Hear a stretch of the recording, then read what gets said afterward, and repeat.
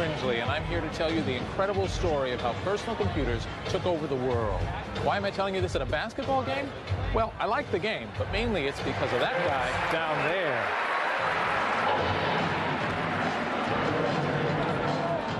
His name is Paul Allen, and everything you see here belongs to him. The Portland Trail Blazers basketball team, their arena, even the dancers. Thanks to personal computers, he has $8 billion to spend on such toys. 20 years ago, Allen and his high school friend Bill Gates were running a two-man software company called Microsoft. Today, Allen is richer than God, and Gates is richer than Allen. 20 years ago, young men like Paul Allen and Bill Gates invented the personal computer, and in doing so launched a revolution that's changed the way we live, work, and communicate. It's hard to believe that 20 years ago there were no personal computers. Now it's the third largest industry in the world, somewhere between energy production and illegal drugs. But the most amazing thing of all is that it happened by accident, because a bunch of disenfranchised nerds wanted to impress their friends.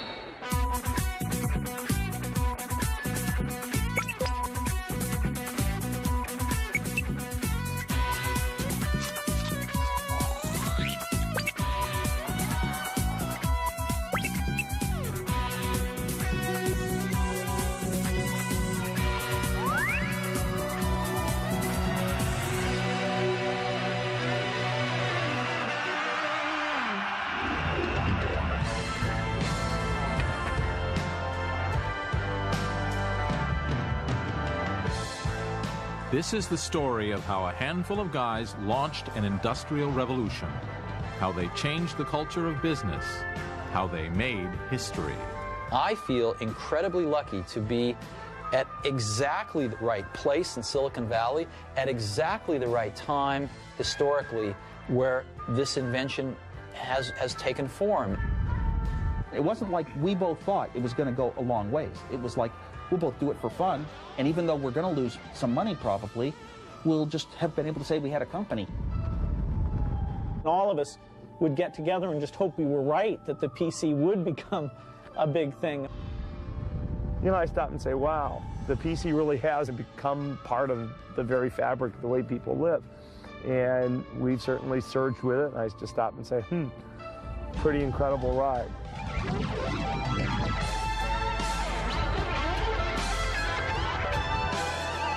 Most of these people come from the place I call home, the Silicon Valley south of San Francisco, California. Growing up here near the electronics companies that give the place its name, these founders of the PC revolution were, for the most part, middle-class white kids from good suburban homes. But it's not their homes we're interested in, it's their garages.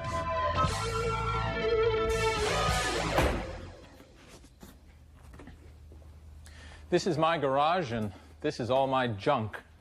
I'm probably one of the few guys in Silicon Valley who actually has room in his garage for a car. Most everyone else seems to use theirs to start computer companies and create great fortunes. But I don't have a fortune. I'm a failure. I've written computer programs that almost ran, and I've designed and built hardware devices that frankly didn't work at all.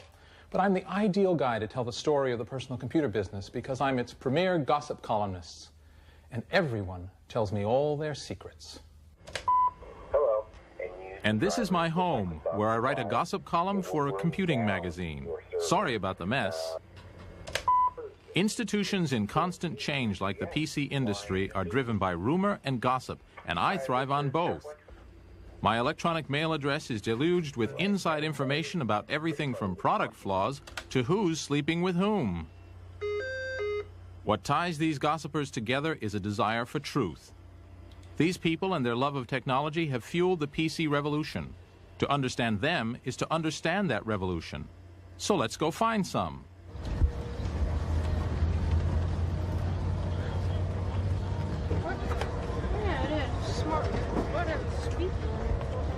Meet Edwin Chin on a Saturday morning at the Weird Stuff Warehouse. This could be 1976 or 1996, because there is always a new generation of techies like Edwin who hear the calling. Most other kids are watching TV, but not Edwin. You know, I'm interested in the electronics and technologies, and hobby since I started when I was like 6 or 7, you know. How old are you now, Edwin? 10 right now. It's no coincidence that the only woman in the vicinity looks bored. Because this is a boy thing, the obsession of a particular type of boy who would rather struggle with an electronic box than with a world of unpredictable people. We call them engineers, programmers, hackers, and techies, but mainly we call them nerds. I think a nerd is a person who uses the telephone to talk to other people about telephones. And a computer nerd, therefore, is somebody who uses a computer in order to use a computer. And people have like different degrees of passion, different types of passion. You know, some people they just live databases, and like fifth normal form is just like nirvana, and like they just quest for it, you know. Like that's like what gets them up in the morning. What do your friends think of you? Boy, he's a nerd. Yeah. But I don't mind. I'm used to being called a nerd. Can't have other people stop your dreams. You've got a very wide wire. And in Silicon Valley, the dream is to grow up to become a boy like this. It doesn't make any difference at all to you whether it's on one of this machine. Graham Spencer is chief programmer for Architects Software. 6 guys who graduated from Stanford University and started a company just because they like each other. This is a modern-day startup, but at heart it's no different from PC pioneers like Apple or Microsoft. Nerds who share a dream. Their hobby is their business, and the culture they've created is identical to that of 1,000 other technology companies. First, they dumped the idea of 9 to 5. In this industry, you can work any 80 hours per week you like. And then I've got my cap, which I use to cover my eyes and Oh, yes. sleep in the early morning while everybody's coming in. We didn't even obey a 24-hour clock. We'd come in and program for a couple days straight. We'd, 4 or 5 of us, when it was time to eat, we'd all get in our cars and kind of race over to the restaurant and sit and talk about what we were doing. Sometimes I'd get excited talking about things I'd forget to eat, but then we'd just go back and program some more. It was us and our friends. Those were fun days.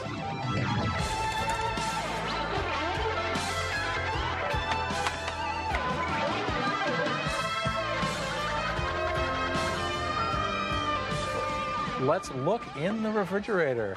Whoa, we have Coke and cold pizza. I drink about 2 liters of Coke a day. 2 liters of Coke a day. Yeah. And do you think of it like as brain food? That keeps me going. That and, listen to heavy metal and get caffeinated and hack.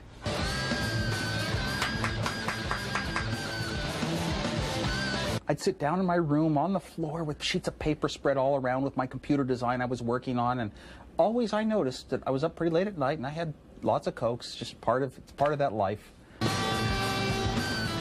Combination of stale pizza and body odor and sort of spilt cola kind of ground into the rug. I'd brought some spaghetti to work and then forgot to wash out the container for the last couple of days, maybe 6 or 7 if I had to be honest. Ooh, that smells bad. Eating, bathing, having a girlfriend, having an active social life is incidental. It gets in the way of code time. Writing code is the primary force that drives our lives. So anything that interrupts that is wasteful. What is it about the internal logic of a computer that's so enticing? For one thing, such logic can be understood, as opposed to things that can't be understood at all, like the motivations of young women, say, or of the French. Let me explain. Time for the Cringely Crash Course in Basic Computers, Part 1. This is a mainframe computer. All of these cabinets are one machine. In the old days, all computers were this size. They were tended by engineers in white coats, a kind of priesthood who took their jobs very seriously. Now, all computers work pretty much the same, whether it's a giant that serves 2,000 users like this one, or a little notebook that serves only me. They process numerical data, adding, multiplying, comparing. Fact is, if you can quantify it, a computer can handle it. It's the emotional stuff they don't know what to do with. The data must be put into a special binary code consisting only of ones and zeros. And you have to give the computer instructions, also in code, to tell it exactly what to do with the data and in what order. These instructions are called a program. In the early days, you put in the instructions by flipping switches or loaded them from paper tape. This was called machine language. It made computers a pain to use. Even worse, every type of computer spoke a different machine language. While the ENIAC could compute the 30-second trajectory of a shell in 20 seconds, operators required 2 days to program it to do so. Then a U.S. Navy captain named Grace Hopper solved the problem. She invented a computer language, English words that the computer itself could translate into binary code. Now users could type whole lists of instructions into a computer rather than flipping those damn switches. Like most things having to do with computers, that first language had a silly name, COBOL. It was followed by other languages like Fortran and BASIC, and they all made computing just a bit more user-friendly. So when some nerd tells you he's been up all night programming or writing software or hacking code, what he really means is he's been typing long lists of instructions into his computer. Mainframe computers were far from personal. They sat in big air-conditioned rooms at insurance companies, phone companies, and the bank, and their main function was to get us confused with some other guy named Cringely who was a deadbeat and had a criminal record. Eventually, computer terminals did begin to appear in some schools, but most of us paid no attention. But there was usually one kid who did pay attention, falling in love with the digital purity of those ones and zeros. He was the nerd. And I took this book home that described the PDP-8 computer, and it was just like a Bible to me. I mean, all these things that for some reason I'd fallen in love with, like you might fall in love with a card game called Magic, or you might fall in love with doing crossword puzzles or something else, or playing a musical instrument. I fell in love with these little descriptions of computers on their inside, and it was a little mathematics. I could work out some problems on paper and solve it and see how it's done, and I could come up with my own solutions and feel good inside. So you would keyboard these commands in, and then you would wait for a while, and then the thing would go and it would tell you something out. But even with that, it was still remarkable, especially for a 10-year-old, that you could write a program in BASIC, let's say, or Fortran, and actually this machine would sort of take your idea and it would sort of execute your idea and give you back some results. And if they were the results that you predicted, your program really worked. It was an incredibly thrilling experience. Nerds wanted their own computers right from the beginning, but it took a technological breakthrough to make that possible. This is it, the chip, the microprocessor. This is what allows you to have a mainframe computer on your desk. In the 1950s, mainframes were as big as this garage, and that's because they were filled with thousands of these vacuum tubes or valves. Eventually, the valves were made much smaller and replaced with transistors. Still too big, however, to make a computer that could fit on your desk. What that took was further miniaturization. Here we have a single piece of silicon etched with thousands of transistors. This microprocessor holds more than 1 million transistors, and that's the secret of the personal computer. And that's why they call it Silicon Valley, not Computer Valley. These are the people who invented the microprocessor, Intel. Intel was started 28 years ago by a handful of guys after a row with their old boss. Their microprocessors today power 85% of the world's computers. Intel not only invented the chip, they are responsible for the laid-back Silicon Valley working style. Everyone was on a first-name basis. There were no reserved parking places, no offices, only cubicles. It's still true today. Here's the chairman's cubicle. Knock, knock. Yeah, I knocked on the door, but there's no door. Gordon Moore is one of the Intel founders, worth $3 billion. With money like that, I'd have a door. In a business like this, the people with the power are the ones that have the understanding of what's going on, not necessarily the ones on top. It's very important that those people that have the knowledge are the ones that make the decisions. So we set up something where everyone who had the knowledge had an equal say in what was going on. Intel's microprocessors kept getting more powerful. They soon had enough horsepower to run a whole computer. Only Intel didn't appreciate the brilliance of their own product, seeing it as useful mainly for calculators or traffic lights. Intel had all the elements necessary to invent the PC business, but they just didn't get it. Lucky for us, someone did. This is the chip that launched the personal computer revolution.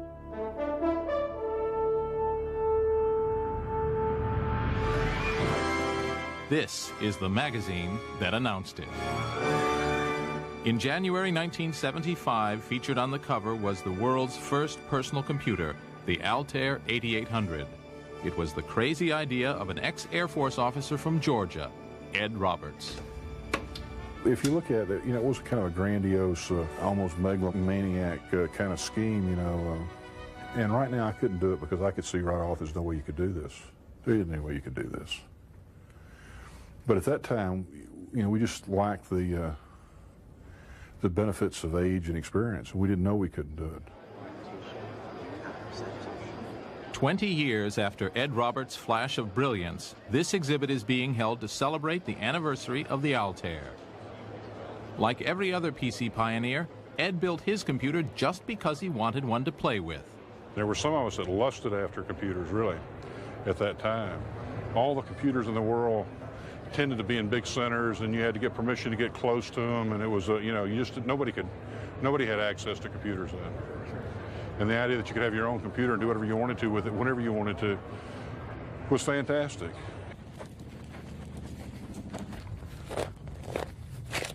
And where was all this happening? It was far from Silicon Valley, Intel, or IBM. Out in the desert near the airport in Albuquerque, New Mexico, Ed Roberts ran a calculator company called MITS. Having an ugly building wasn't its only problem. MITS was going bankrupt. Nobody was buying calculators, and Ed needed $65,000 just to stay afloat. We went to the bank and had a late-night meeting, and the issue was whether we closed MITS down or they loaned us an additional $65,000.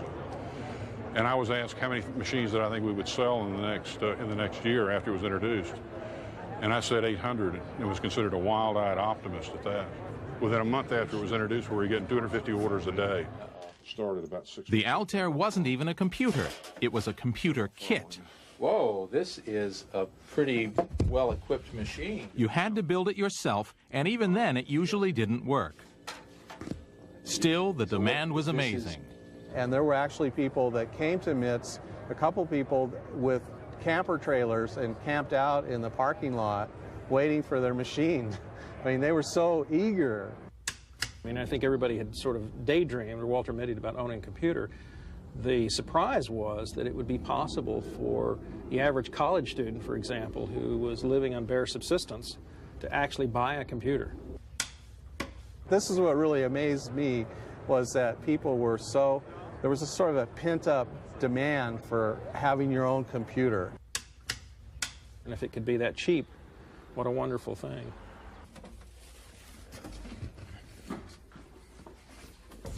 This is an Altair computer, the first personal computer.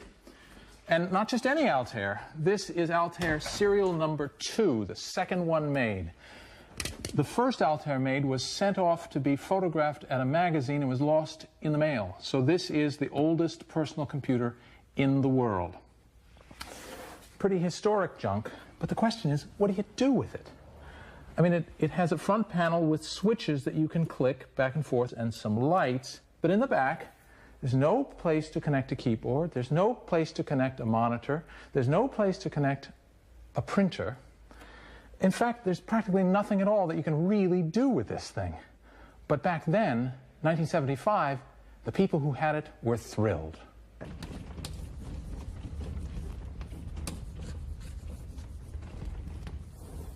The nerds formed clubs to talk about their new toy. One of the first was the Homebrew Computer Club, which met on Wednesday evenings in a hall rented from Stanford University in Silicon Valley.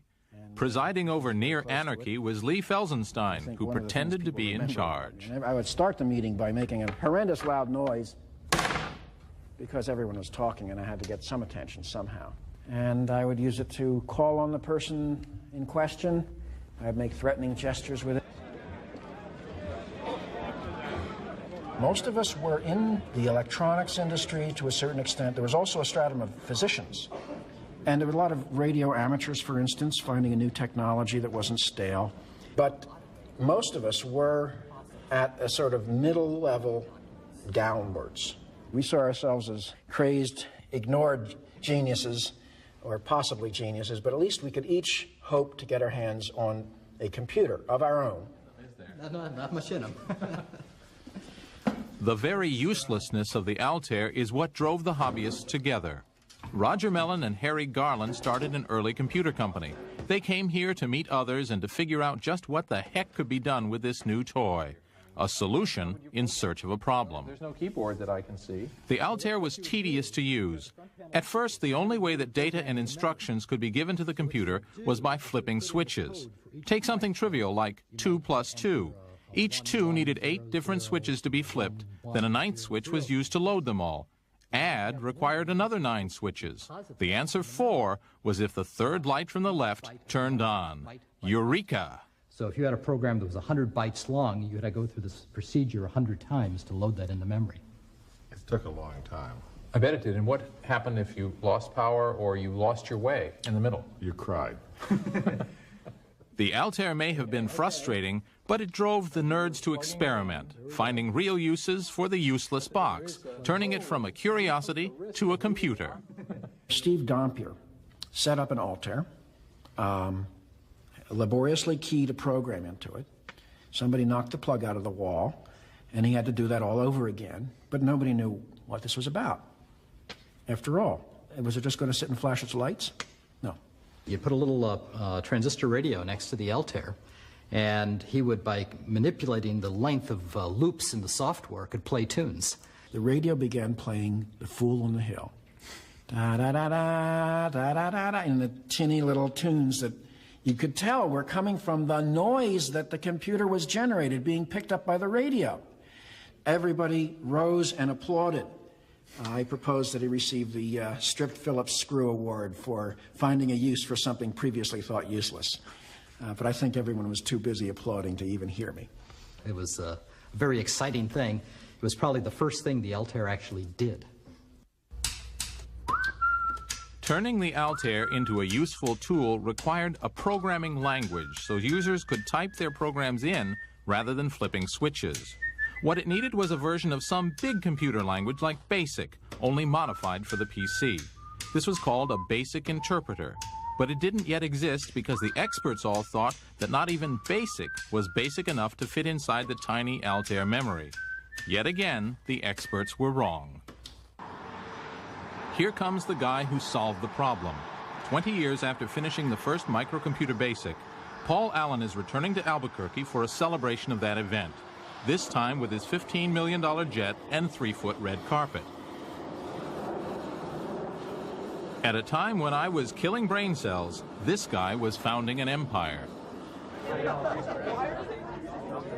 He has come to eat rubber chicken in honor of the Altair's 20th anniversary. I'd like to introduce to you Paul Allen.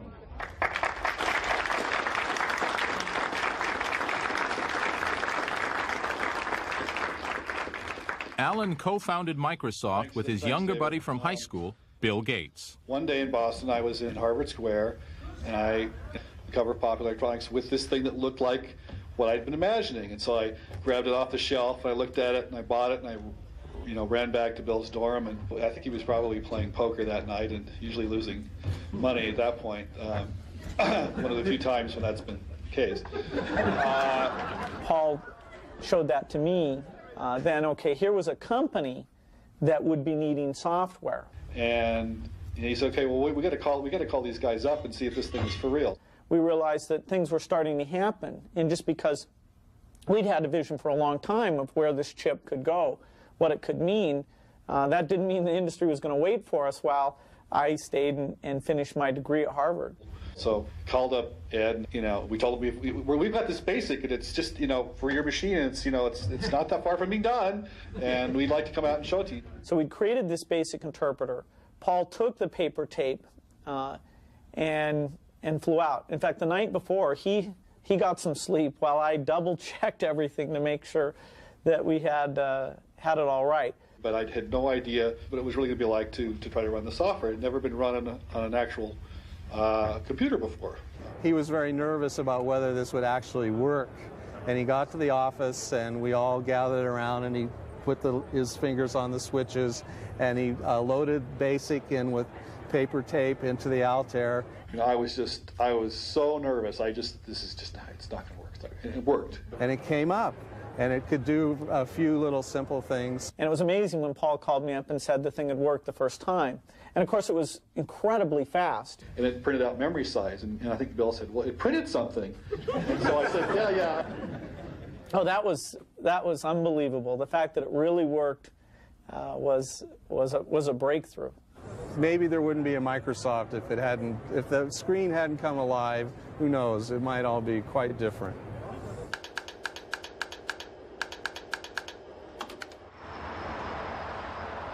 After the demo succeeded, Bill forgot about finishing university.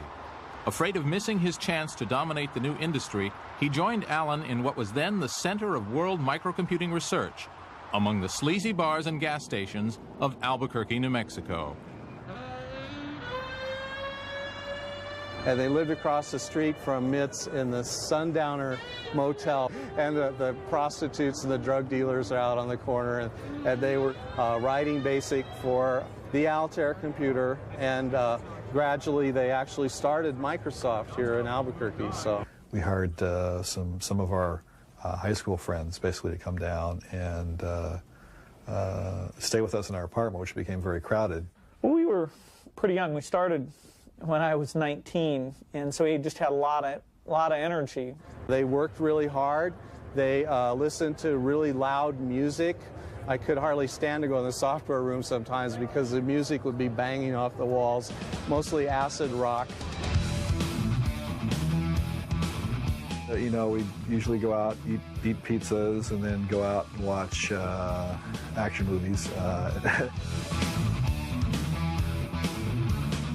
They would work all night long, and there were days when Bill Gates would be sleeping on the floor in the software lab, and sometimes would be Bill and these two other guys all, you know, sitting on tables around the apartment with stacks and stacks of paper, writing, converting to BASIC for the 8080. I still know the source code by heart, and that was a work of love. You know, we just kept tuning and tuning that thing, and so that kind of craftsmanship paid off. BASIC let the Altair be used for both fun stuff and real work. People attached terminals to the computer and began writing games, word processors, and accounting programs. Most of us didn't notice, but soon there was a thriving industry for enthusiasts.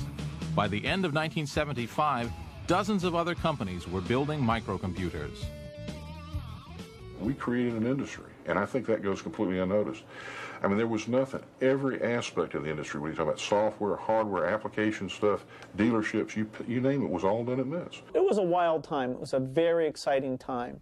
And the first user convention, where we got people to come in and tell us what they were doing, what they were excited about. And other companies like Processor Technology or IMSI or Comemco got going as add-on companies. These companies are long forgotten, but they were the humble beginnings of the PC industry.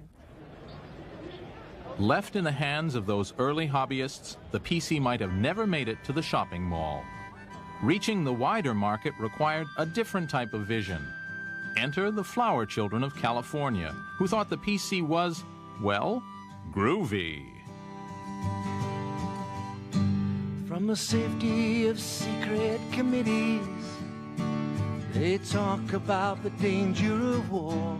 Remember that the 60s happened in the early 70s, right? So we have to remember that. And that's sort of when I came of age. So I saw a lot of this. And to me, the spark of that was that there was something beyond sort of what you see every day. Far from the smell of the gun. It's the same thing that causes people to want to be poets instead of bankers. And I think that's a wonderful thing. And I think that that same spirit can be put into products. And those products can be manufactured and given to people, and they can sense that spirit. To help you understand all this, I will now take off my clothes. Well, why? He says, well, frame relay is scalable. Jim Warren knows better than most what the hippie movement did for the PC. A 60s radical himself, he staged the West Coast Computer Fair, for a time the biggest computer show in the world. The fair was where the PC really arrived.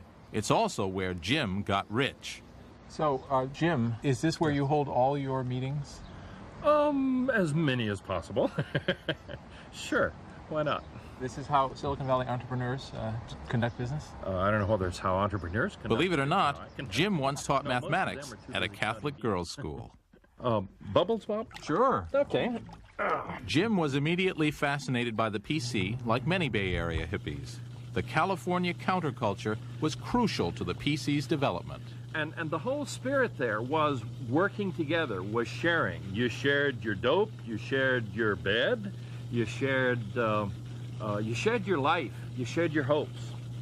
And a whole bunch of us had the same community spirit, and that permeated the whole Homebrew Computer Club. As soon as somebody would solve a problem, they'd come running down to the Homebrew Computer Club's next meeting, say, hey everybody, you know that problem that all of us have been trying to figure out how to solve? Here's the solution. Isn't this wonderful? Aren't I a great guy? And it's my contention that that is a major component of why Silicon Valley was able to develop the technology as rapidly as it did, because we were all sharing. Everybody won. Out of this creative show and tell came Apple Computer, the first mass-market PC company. The Apple founders, a couple of recent graduates from Homestead High, were regulars at homebrew meetings. Steve Wozniak was the technical wizard, and Steve Jobs was the visionary who saw microcomputers as a possible business. The first Apple computer was primitive. It was cobbled together by Woz to impress his friends at the homebrew meetings. Everybody was interested in computers, so I started getting a crowd around me, because even though I was too shy to raise my hand and say anything in a club meeting, after the club meetings, I would put my computer that I had built, and every week it had a little bit more working on it too. But I would set it down and let people type on the keyboard. I would explain what's in it. If they come up to me and ask a question, I can answer. You know, nowadays, I would have the ability to tell them what it is, you know, and be a little bit more promotional, but back then I could only answer questions if they asked me. But I got a group that started gathering around me. And Steve Jobs saw that I had a lot of interest around me at the club, and he said, let's start selling it. And let's make this company. Came up with the name Apple, and that's how it started. Apple was at best a funky company, started by a couple of teenage hackers who previously had been working as Alice in Wonderland characters in a local shopping mall. And they started it in this garage right here. The first Apple computer was built here. Now there are more than 10 million in use around the world. And I was there. Well, for a short time, I was an employee at Apple Computer, employee number 12, and one day I helped move materials out of this garage. At the time, Steve Jobs said the company was short of loot, so he offered to pay me in company shares, but I held out for the money. My mother still reminds me of that incident. The Apple I was even less of a computer than the Altair. A single circuit board that came with neither a case nor a keyboard. Still, Steve Jobs managed to sell 50 Apple I's. That experience showed Jobs that there was a market for a real computer, the Apple II. It was very clear to me that while there were a bunch of hardware hobbyists that could assemble their own computers, or at least take our board and add the transformers for the power supply and the case and the keyboard and go get a, et cetera, go get the rest of the stuff. For every one of those, there were 1,000 people that couldn't do that but wanted to mess around with programming. Software hobbyists. Just like I had been when I was, 10, discovering that computer. And so my dream for the Apple II was to sell the first real packaged computer. Steve Jobs' dream was impossible. It needed too many chips, making the product too complicated and expensive to build. But Woz didn't know it was impossible. And then I got into a way of why have memory for your TV screen and memory for your computer, make them one. And that shrunk the chips down, and I shrunk the chips here, and why not take all these timing circuits? I looked through manuals and found a chip that did it in one chip instead of 5 and reduced that. And one thing after another happened. I wound up with so few chips. When I was done, I said, hey, a computer that you can program to generate colored patterns on a screen. or data or words or play games or anything. And it was just the computer I wanted, you know, for myself pretty much. And but it had turned out so good. He said, I think we have a computer we could sell 1,000 a month of. I thought, how could you sell 1,000 a month, you know? But we needed some money for tooling the case and things like that. We needed a few $100,000. That was a lot of money for two people who had nothing in their lives to speak of, didn't have a $400 bank account. So I went looking for some venture capital. The scruffy 19-year-old seduced the conservative world of venture capitalists. The man Jobs persuaded to part with his cash was Arthur Rock, the inventor of venture capital and the man who had originally funded Intel. At least the Intel boys had graduated from university and owned suits. Well, he wore sandals, and he had very long hair and beard and mustache, but very articulate. He was, I think he, at one time in his life, and it was probably when I first met him, that he ate nothing but fruit. So as a mainline venture capitalist, this is not the norm. This is not the norm.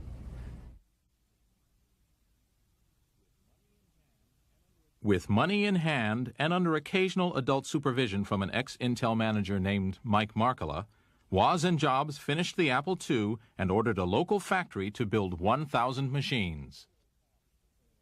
2 years passed between the Altair and the Apple II, and in that time a lot of things changed. We went from a computer that was designed for hobbyists and engineers and certainly looked like a piece of test equipment to a computer that looked like a piece of consumer electronics. And we can thank Steve Jobs for that. His sense of design demanded that this structural foam case be used for the Apple II, the first case of its type on a personal computer. And not that there wasn't good engineering inside either.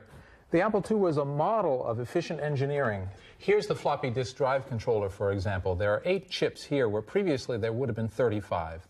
This is an amazing bit of engineering that we can attribute to Steve Wozniak, who was certainly the Mozart of digital design. And all told, it turned the Apple II into a sensation. The Apple II was launched at Jim Warren's West Coast Computer Fair, one of the first big microcomputer shows. The 1978 show drew thousands of attendees and dozens of exhibitors, many of them members of the Homebrew Computer Club, which spawned most of the early microcomputer companies. But there was only one company showing something that looked like a modern personal computer. Right by the entrance, in a prime spot negotiated by Steve Jobs, sat the Apple II. It mesmerized all who saw it. My recollection is we stole the show. And a lot of dealers and distributors started lining up, and we were off and running. How old were you? 21. 21. Yeah.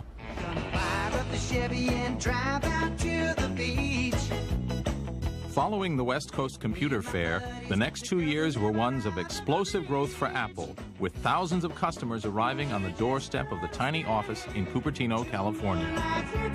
Sales and profits grew so quickly that Apple had more money than the company could spend.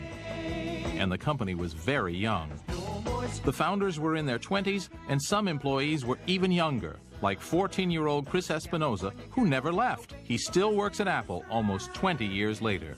There would be public demonstrations of our product every Tuesday and Thursday afternoon at 3 o'clock. And that was good because it was after school. So I would get out of my, sophomore, junior year of high school. I would ride my little moped down to the Apple offices, and at 3 o'clock I'd give the demonstrations of the Apple II. When we were in the office, it was, hey, jokes and wiring up people's phones to do weird things, just every one of us. I mean, there wasn't a person in Apple, I don't think, for a couple of years that was, super serious. We were lucky. We had, like, the hot product of its day. And some of the people that I did original demos to came up to me years later and said, I founded a $100 million chain of computer stores based on the demo you showed me one Tuesday afternoon at Apple. It was really fun. It went so successful that all of a sudden, Steve and I wouldn't have to worry about work for the rest of our lives. And then it got even more successful and more successful after that. And it was sort of a shock. The Apple II set a new standard for personal computers and showed there was some real money to be made. Rival companies popped up all over, but the market was still hobbyists. Guys with big beards who thought a good use for their computer was controlling a model train set. Loads in the actual program. But for microcomputers to be taken seriously, they had to start doing things that needed doing. Functions that were useful, not just for fun. Over 2,000 programs with The enthusiast market had its limits. To reach the rest of us, the Apple II needed what nerds call a killer application. Software that's so useful that people will buy computers just to run it. For the Apple II, this application was called VisiCalc. It came straight from the blackboards of the Harvard Business School. Invented by a graduate student, Dan Bricklin, with his programmer friend Bob Frankston, VisiCalc was the first electronic spreadsheet. A spreadsheet is a tool for financial planning, bringing together for the first time the seduction of money with the power of microcomputing. Dan Bricklin's professor at Harvard showed how companies used a grid of numbers on a blackboard to work out profits and expenses. 60 down here, and your profit would be this minus this, which gives you 40. And then, well, let's see, what's the sales growth? We'll say there's a 10%. The trick to a spreadsheet is that all the values in the table are related to the others. So changes in one year would ripple through the table, affecting prices and profits in subsequent years. Students were asked to calculate how future profits would be affected by various business scenarios. It was called running the numbers, and they did it laboriously, by hand. Well, let's say your initial costs have 100 fixed costs at the beginning, so now you have a minus 20 is how much you make the first year. And then the second year you have 100, but your variable, let's say, is 25. So now you're losing, what is it? There's a pain in the neck. I wasn't very good at this stuff. 80, what? No. We failed. 15. We just lost. Minus 15, right? And then eventually you're making money. What year do we make money? And, and how much does the cost of money? That's what running the numbers was. Because each value was linked to the others, one mistake could mean disaster. It blows all your numbers afterwards because you make all your calculations based on other numbers before them. If I had miscalculated... Dan, who had worked as a programmer, started daydreaming about how he could use a computer to replace the tedious hand calculations. I imagined that there was this magic blackboard that did like word processing does word wrapping. If you make a change to a word, it automatically pulls everything back. Well, why not recalculate the same way? So that if I changed my number, I should have used 10% instead of 12%. I could just put it in, and it would recalculate everything, go through it. And that would be this idea of electronic spreadsheet. Following a model that's common today, Dan Bricklin designed the program, but got his friend Bob Frankston to write the actual computer code. After months of programming late at night, when computer time was cheaper, the Harvard Business School blackboard came to life. Now we've set this up, okay? Then we type a new value in, okay? Here I'm going to take that 100, and I'm going to change it, right? And here, recalculate it. Whoa! That saved me so much time. People who saw it and went and got it, but like an accountant, I remember showing it to one around here, and he started shaking and said, "That's what I do all week. I could do it in an hour. What I could do, and they would take their credit cards and shove them in your face." I meet these people now, they come up to me and say, "I got to tell you, it's you changed my life. Changed my life. You made accounting fun." And you have to remember what it was like in those days. We did not use the word spreadsheet because nobody knew what a spreadsheet was. I came up with the name Visible Calculator or VisiCalc because we wanted to emphasize that aspect. VisiCalc hit the market in October 1979, selling for $100. Marv Goldschmidt sold the first copies from his computer store in Bedford, Massachusetts. After a slow start, VisiCalc took off. What it did in our society, it gave people who were obsessed with numbers, whether they're in business or at home, how much am I worth today? What's my stock portfolio worth? How am I doing against budget on this project? It gave them the ability to play with scenarios and change it and say, well, what if I do this? So put people, in a sense, in control of the thing that lots of people in our society feel is driving them, and that's numbers. The spreadsheet was every businessman's crystal ball. It answered all those what-if questions. What if I fire the engineering department? What if I invest $10 million in pantyhose futures? Look, I'll be rich in under a year and have slimmer thighs at the same time. The computer says so. $5 up 25!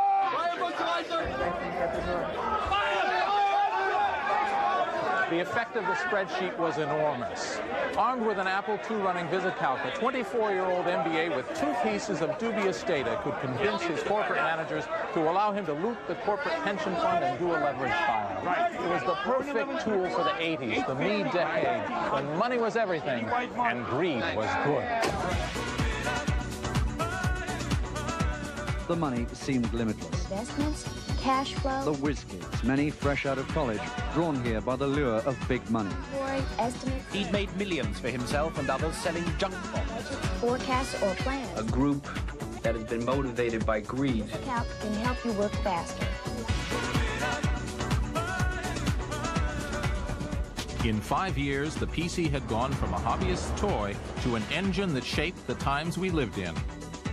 Thanks to VisiCalc, the Apple II made history. Everybody you talked to just seemed excited about talking about what we were doing. And there was this huge media explosion, kind of like the internet is receiving today, of this is the happening thing. You read about it over and over and over, and every time you took an airplane flight, you read about it. And every newspaper, every week, you'd read something about small computers coming, and Apple was one of the highlight companies. So we were being portrayed as a leader of a revolution, and we really felt that we were a leader of a revolution. We were going to change life a lot. Pretty good for a company started in a garage 3 years before. But not all the PC pioneers made great fortunes. Dan Bricklin decided not to patent his spreadsheet idea. Though more than 100 million spreadsheets have been sold since 1979, Bricklin and Frankston haven't earned VisiCalc royalties in years. You know, looking back at how successful a lot of other people have been, it's kind of sad that we weren't as successful.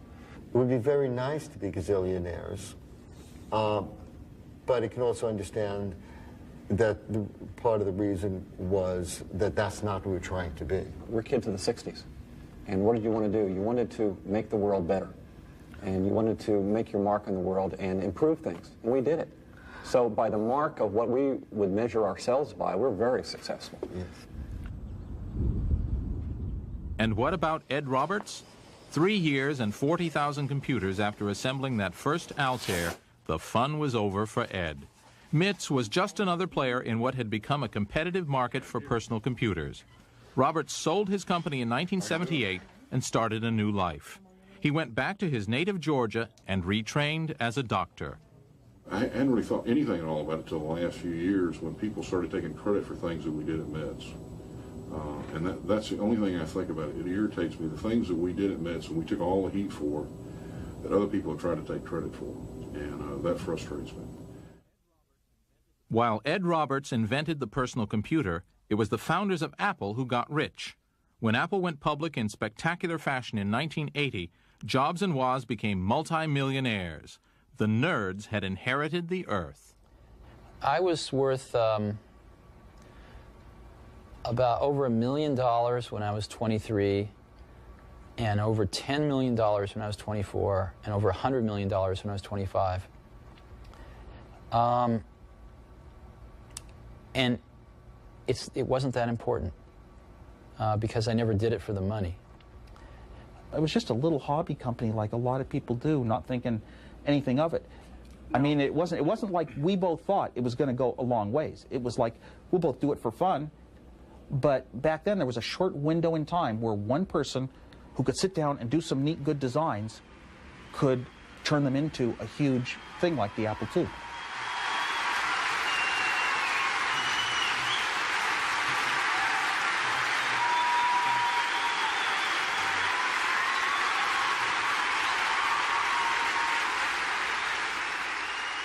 It's astonishing that at the beginning of 1975, nobody owned a personal computer.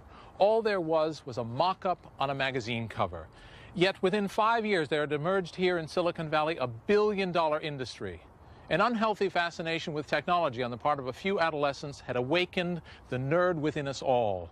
PC companies were sprouting like mushrooms to meet the enormous demand. Apple had emerged as the top fungus and had taken 50% of the market. To the boys in Cupertino, every day seemed like Christmas. But Scrooge was around the corner. There was a company that everyone associated with the word computer, a company that expected, no, demanded to dominate its market, IBM. Big Blue was on the move, and Silicon Valley would soon be feeling the reverberations.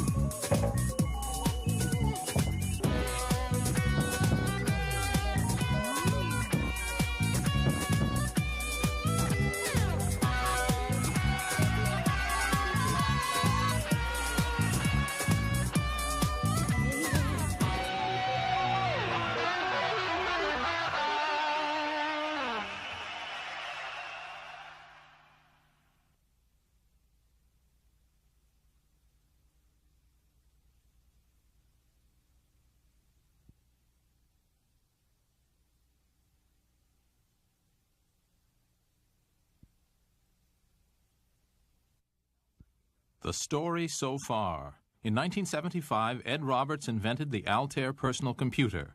It was a pain to use until 19-year-old pre-billionaire Bill Gates wrote the first personal computer language. Still, the public didn't care. Then two young hackers, Steve Jobs and Steve Wozniak, built the Apple computer to impress their friends. We were all impressed, and Apple was a stunning success. By 1980, the PC market was worth $1 billion. Now, view on.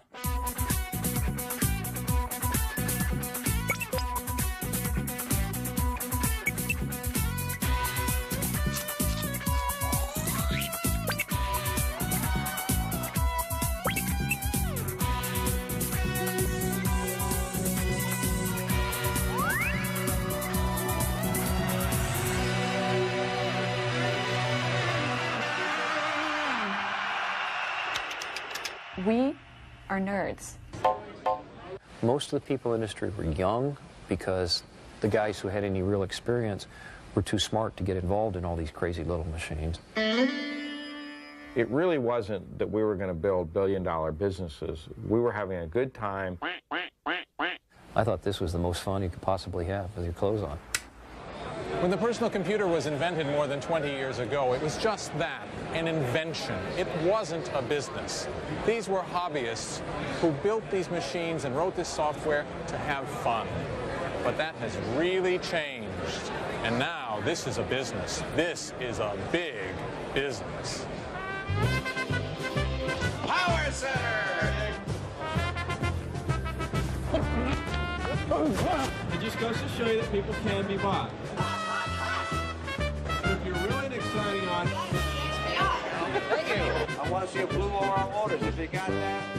How the personal computer industry grew from 0 to 100 million units is an amazing story. And it wasn't just those early funky companies of nerds and hackers like Apple that made it happen. Most of this transformation from hobby to big business can be linked to 3 letters: IBM. IBM was and is an American business phenomenon. Over 60 years, Tom Watson and his son, Tom Jr., built what their workers called Big Blue into the top computer company in the world.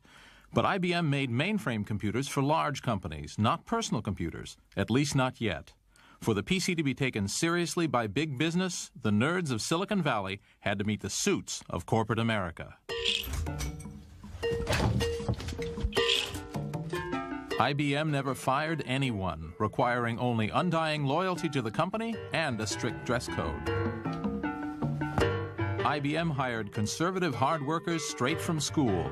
Few IBMers were at the Summer of Love.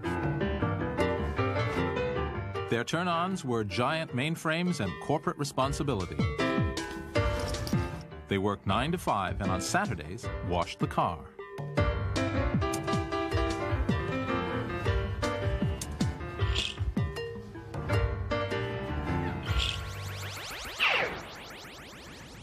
This is Intergalactic HQ for IBM, the largest computer company in the world.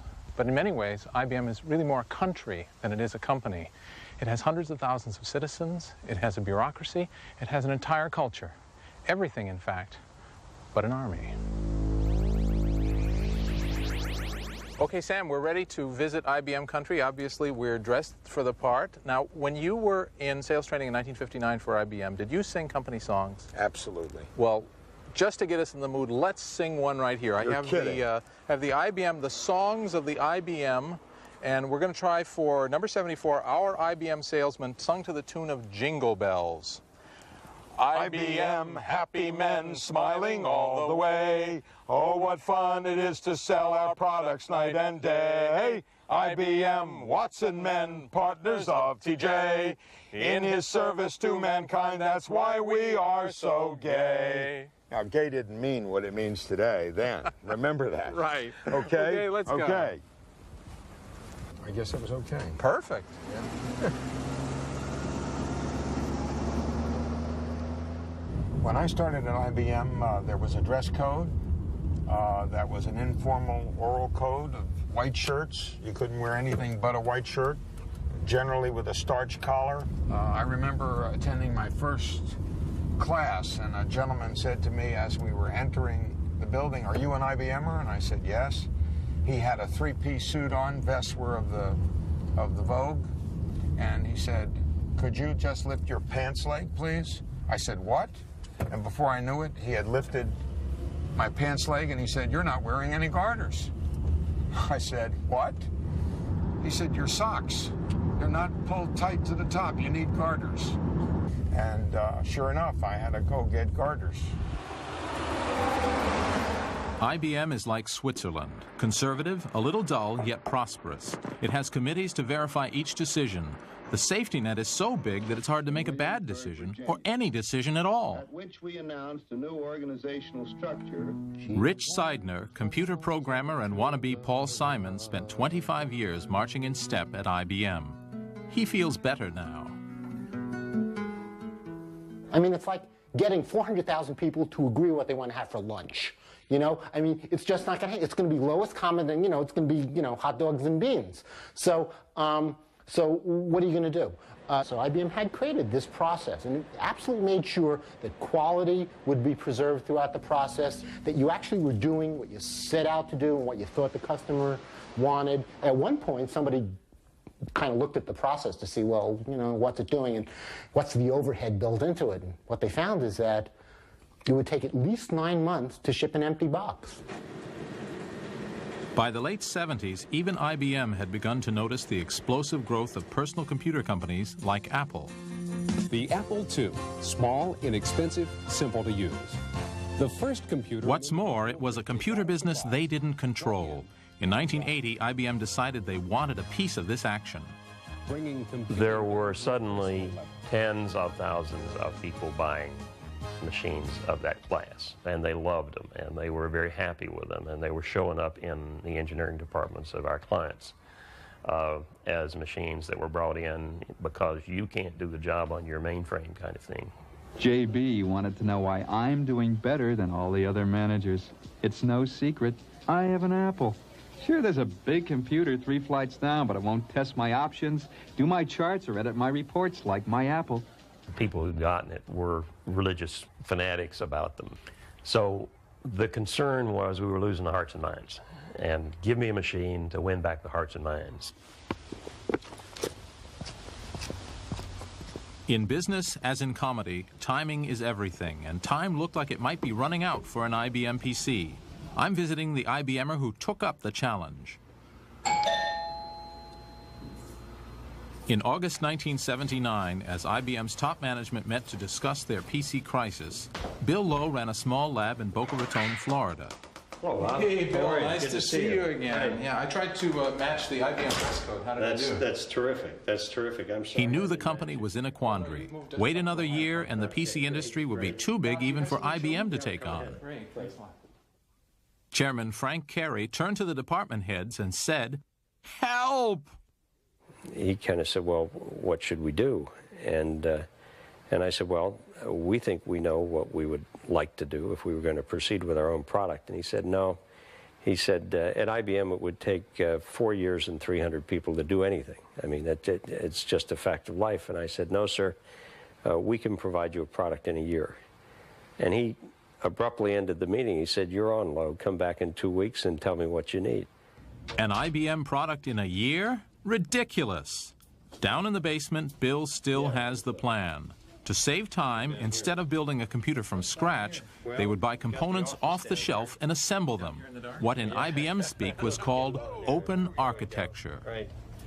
IBM never did this. 2 weeks later, Bill proposed his heresy to the chairman. And frankly, this is it. Now, the key decisions were to go with an open architecture.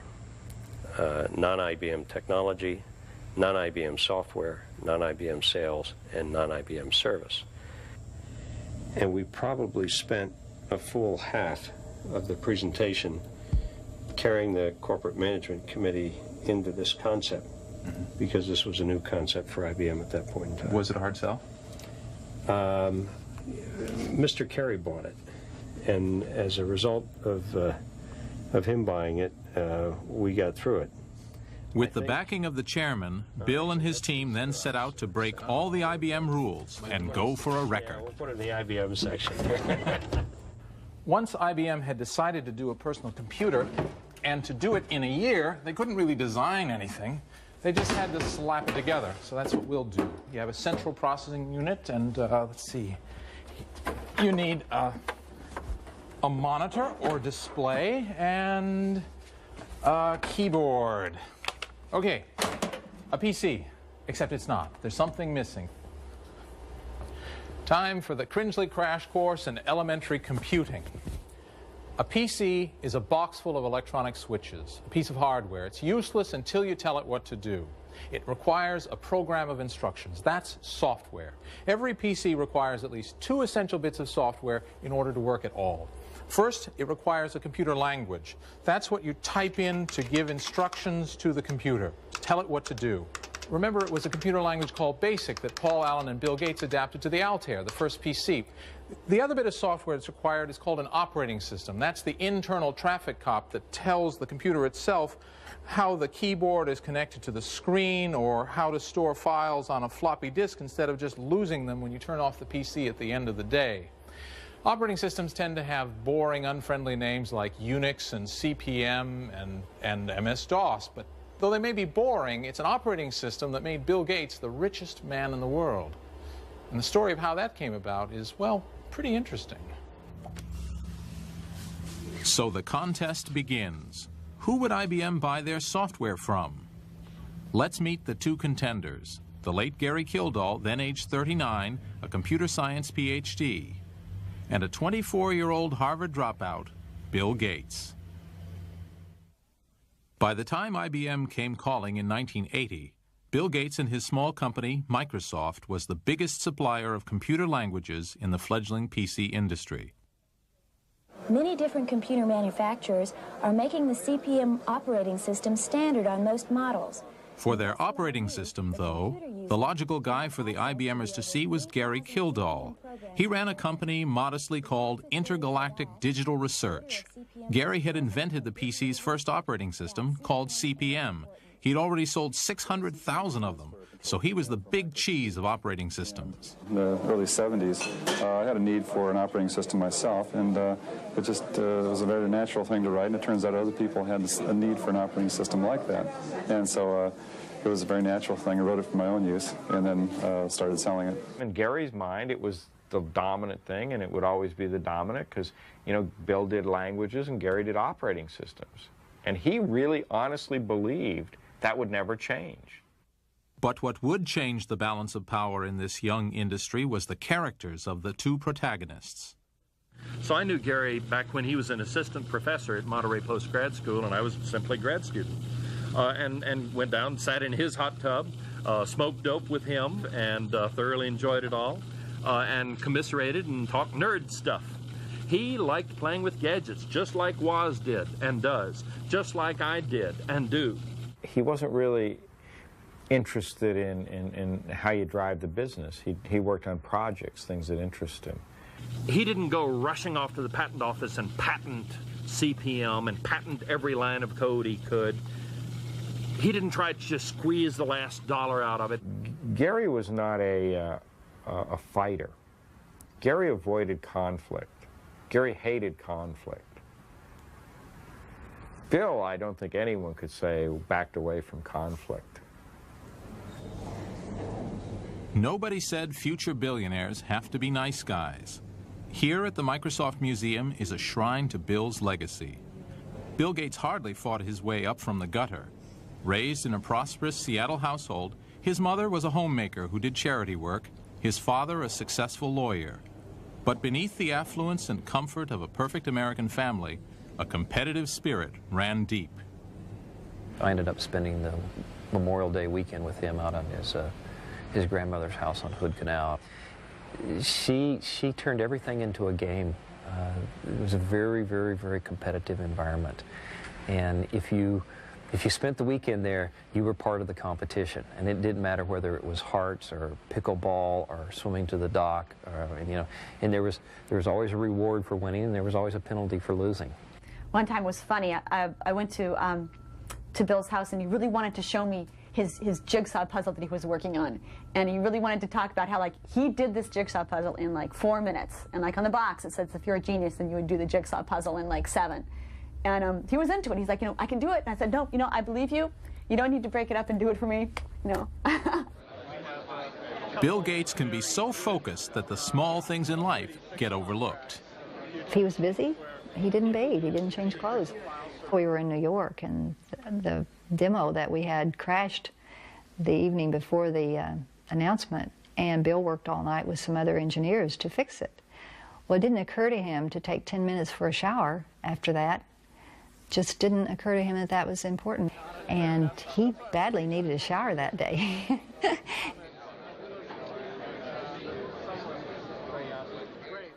The scene is set. In California, laid-back Gary Kildall, already making the best-selling PC operating system, CP/M. In Seattle, Bill Gates, maker of BASIC, the best-selling PC language, but always prepared to seize an opportunity. So IBM had to choose one of these guys to write the operating system for its new personal computer. One would hit the jackpot. The other would be forgotten, a footnote in the history of the personal computer. And it all starts with a telephone call to an 8th-floor office in that building, the headquarters of Microsoft, in 1980. At about noon, I guess, I called Bill Gates on Monday and said I would like to come out and talk to him about his products. Bill said, well, how's next week? And they said, we're on an airplane, we're leaving in an hour, we'd like to be there tomorrow. Well, hallelujah, right on. Steve Ballmer was a Harvard roommate of Gates. He had just joined Microsoft and would end up its 3rd billionaire. Back then, he was the only guy in the company with business training. Both Ballmer and Gates instantly saw the importance of the IBM visit. And Bill said, Steve, you better come to the meeting. You're the only other guy here who can wear a suit. So we figured, okay, the two of us will put on suits. We'll put on suits, and we'll go to this meeting. We got there roughly 2 o'clock. And we were waiting in the front, and this young fellow came out to take us back to Mr. Gates' office. I thought he was the office boy. And of course, it was Bill. He was quite decisive. We popped out the non-disclosure agreement, the letter that said that he wouldn't tell anybody we were there and that we wouldn't hear any secrets and so forth. He signed it immediately. IBM didn't make it easy. You had to sign all these funny agreements that sort of said IBM could do whatever they wanted, whenever they wanted, and use your secrets however they felt. But so it took a little bit of faith. Jack Sams was looking for a package from Microsoft containing both the basic computer language and an operating system. But IBM hadn't done their homework. They thought we had an operating system. Because we had this soft card product that had CP/M on it, they thought we could license some CP/M for this new personal computer they told us they wanted to do. And we said, well, no, we're not in that business. And when we discovered we didn't have he didn't have the rights to do that, and that it was not, he said, but I think it's ready. I think Gary's got it ready to go. I said, well, no time like the present, call up Gary. So Bill, right there with them in the room, called Gary Kildall, Digital Research, said, Gary, I'm sending some guys down. They're going to be on the phone. Treat them right. They're important guys. The men from IBM came to this Victorian house in Pacific Grove, California, headquarters of Digital Research, headed by Gary and Dorothy Kildall. Just imagine what it's like having IBM come to visit. It's like having the Queen drop by for tea. It's like having the Pope come by looking for advice. It's like a visit from God himself. And what did Gary and Dorothy do? They sent them away. Gary had some other plans, and so he said, well, Dorothy will see you. And so we went down, the 3 of us. IBM showed up with an IBM non-disclosure, and Dorothy made a decision which I think it's easy in retrospect to say was dumb. Well, we popped out our letter that said, please don't tell anybody we're here, and we don't want to hear anything confidential. And she read it, and she said, I can't sign this. She did what her job was. She got the lawyer to look at the non-disclosure. The lawyer, Jerry Davis, who's still in Monterey, threw up on this non-disclosure. It was uncomfortable for IBM. They weren't used to waiting, and it was an unfortunate situation. Here you are in a tiny Victorian house that's overrun with people and chaotic. And so we spent the whole day in Pacific Grove debating with them and with our attorneys and her attorneys and everybody else about whether or not she could even talk to us about talking to us. And we left. This is the moment Digital Research dropped the ball. IBM, distinctly unimpressed with their reception, went back to Microsoft. Bill Gates isn't the man to give a rival a second chance. He saw the opportunity of a lifetime. Digital Research didn't seize that, and we knew it was essential. If somebody didn't do it, the project was going to fall apart. So we just got carried away and said, look, we can't afford to lose the language business. That was the initial thought. We can't afford to have IBM not go forward. This is the most exciting thing that's going to happen in PCs. And we were already out on the limb because we had licensed them not only BASIC, but Fortran, COBOL, Assembler, Typing Tutor, Adventure. And basically every product the company had, we had committed to do for IBM in a very short time frame. But there was a problem. IBM needed an operating system fast, and Microsoft didn't have one. What they did have was a stroke of luck, the ingredient everyone needs to be a billionaire. Unbelievably, the solution was just across town. Paul Allen, Gates' programming partner since high school, had found another operating system. There's a local company here in Seattle called Seattle Computer Products, a guy named Tim Patterson, and he had done an operating system, very rudimentary operating system that was kind of like CP/M. And we just told IBM, look, we'll go get this operating system from the small local company, we'll take care of it, we'll fix it up, and you can still do a PC. Tim Patterson's operating system, which saved the deal with IBM, was, well, adapted from Gary Kildall's CP/M. So I took a CP/M manual that I'd gotten from the retail computer store, $5 in 1976 or something, and used that as the basis for the application programming interface, the API for my operating system. And so using these ideas that came from different places, I started in April, and it was about half time for 4 months before I had my first working version. This is it. The operating system Tim Patterson wrote. He called it QDOS, the quick and dirty operating system. Microsoft and IBM called it PC-DOS 1.0. And under any name, it looks an awful lot like CP/M. On this computer here, I have running a PC-DOS and CP/M86, and frankly, it's very hard to tell the difference between the two. The command structures are the same, so are the directories. In fact, the only obvious external difference is the floppy drive is labeled A in PC-DOS and C in CP/M. Some difference, and yet one generated billions in revenue and the other disappeared. As usual in the PC business, the prize didn't go to the inventor, but to the exploiter of the invention. In this case, that wasn't Gary Kildall. It wasn't even Tim Patterson. There was still one problem. Tim Patterson worked for Seattle Computer Products, or SCP. They still owned the rights to QDOS, rights that Microsoft had to have. But then we went back and said to them, look, you know, we want to buy this thing. And SCP was, like most little companies, they, you know, always needed cash, and so that was when they went into the negotiation. And so ended up working out a deal to buy the operating system from him for whatever usage we wanted for $50,000. Hey, let's pause there to savor an historic moment. For whatever usage we wanted for $50,000. It had to be the deal of the century, if not the millennium. It was certainly the deal that made Bill Gates and Paul Allen multi-billionaires and allowed Paul Allen to buy toys like these, his own NBA basketball team and arena. Microsoft bought outright for $50,000 the operating system they needed, and they turned around and licensed it to the world for up to $50 per PC. Think of it, 100 million personal computers running MS-DOS software funneling billions into Microsoft, a company that back then was 50 kids managed by a 25-year-old who needed to wash his hair. Nice work if you can get it, and Microsoft got it. There are no two places further apart in the USA than southeastern Florida and Washington State, where Microsoft is based. This is Florida. Boca Raton, and this building right here is where the IBM PC was developed. Here, the nerds from Seattle joined forces with the suits of corporate America, and in that first honeymoon year, they pulled off a fantastic achievement. After we got a package in the mail from the people down in Florida, As August 1981 approached, the deadline for the launch of the IBM Acorn, the PC industry held its breath. Supposedly, maybe at this very moment, IBM is announcing their personal computer. We don't know that yet. In companies across America, software writers like Dan Bricklin, the creator of the first spreadsheet, waited with his staff for news of the announcement.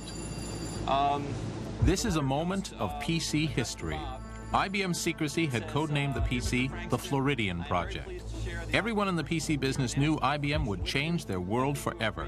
They also knew that if their software was on the IBM PC, they would make fortunes. Note that the attached information is not to be disclosed prior to any public announcement. It's on the ticker. It's on the ticker? Okay, so now you can tell people.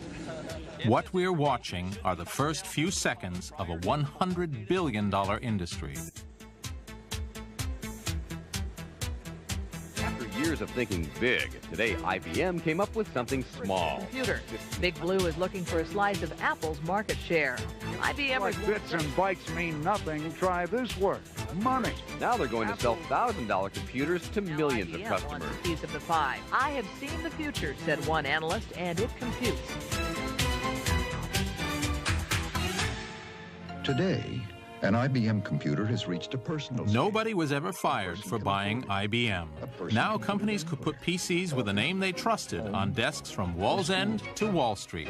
What IBM said was, it's okay, corporate America, for you to now start buying and using PCs.